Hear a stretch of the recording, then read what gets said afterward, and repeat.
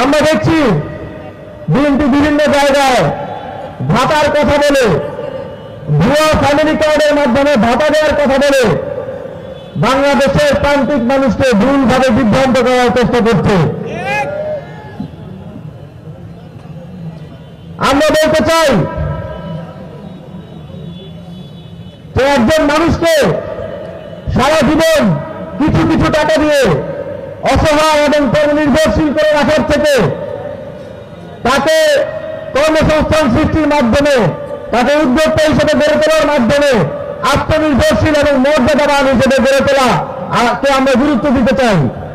আমরা গণঅভ্যুত্থানের পরে একটি অংশগ্রহণমূলক এবং সুষ্ঠু নির্বাচন প্রত্যাশা করেছিলাম, কিন্তু আমরা দেখতে পাচ্ছি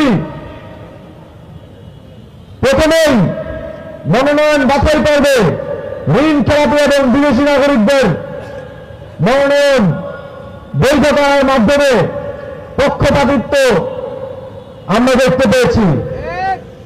আমরা দেখেছি জাতীয়তাবাদের কথা বলে, সবার আগে বাংলাদেশের কথা বলে বিদেশি নাগরিকদের মনোনয়ন দেওয়া।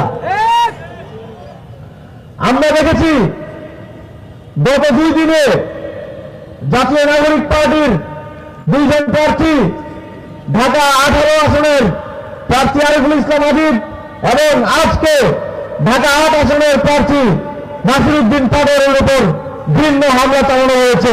আপনারা জানেন আগামী 12 ফেব্রুয়ারি বাংলাদেশের ইতিহাসে অত্যন্ত গুরুত্বপূর্ণ একটি দিন। সেদিন 2টি ব্যালট থাকবে। আমরা 17 বছর 3টি নির্বাচনে বাংলাদেশের যে জনগণ ভোটাধিকার প্রয়োগ করতে ব্যর্থ হয়েছিল, ভোটাধিকার প্রয়োগ থেকে বঞ্চিত হয়েছিল, তারা 2টি ভোট দিতে পারবে।